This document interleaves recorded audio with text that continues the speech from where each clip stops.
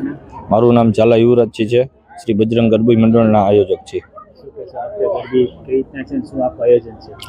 આ વખતે જે બજરંગ ગરબી મંડળ 17 વર્ષ પૂર્ણ કરીને 18મા વર્ષમાં મંગલ પ્રવેશ કરી રહી છે.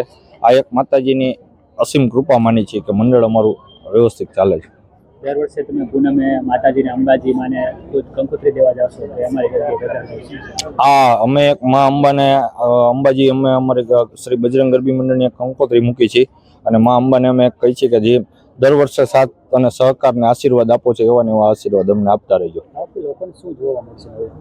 આ વખતે શ્રી બજરંગ ગરબી મંડળનો જે એક પ્રખ્યાત રાસ કહેવામાં આવે છે સળગતી ઈંઢોણી, જે રાસ છે એ તો આપણે 3જા, 6ઠા અને 9મા નોરતે તો આ રાસ કરી જ છે.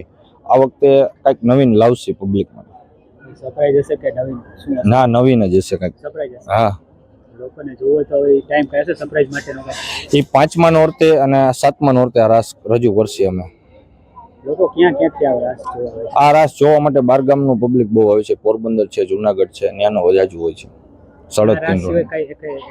ખાસ એવો રાસ આના સિવાય જે અમારે શ્રી બજરંગ ગરબી મંડળનો એક રાસ અમે મંડળે લખેલો રાસ કહેવાય, જે અંબેમાની ચુંદડી કહેવામાં આવે છે, એ રાસ અમે રજૂ કરી છે 2જા, 4થા અને 7મા નોરતે.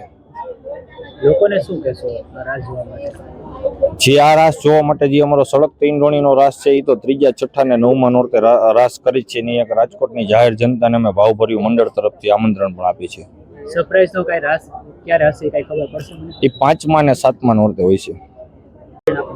મારું નામ પ્રજાપતિ વૈશાલી છે. આ રાસ અમે નોરતામાં 3જા નોરતે, 6ઠા નોરતે, 9મા નોરતે કરી છે. આ રાસ કરી છે ત્યારે અમને બહુ જ સારું લાગે છે. આ રાસ પ્રાચીનથી ચાલ્યો આવતો હોય, જૂનો એવું અમને લાગે છે.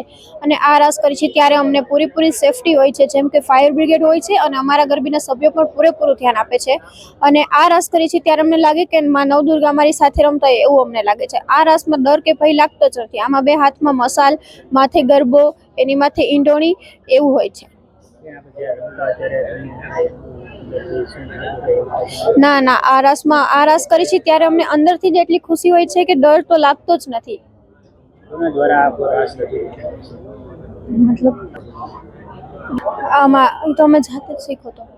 આ રાસ અમારો દૂર દૂરથી લોકો જોવા આવે છે અને જેમ કે મોવડી ચોકડી અને બજરંગ ગરબી મંડળની અંદર આ રાસ થાય છે તો આખો રસ્તો ભરેલો હોય છે અને દૂર દૂરથી 5 થી 6 હજાર માણસ તો જોવા આવે જ છે.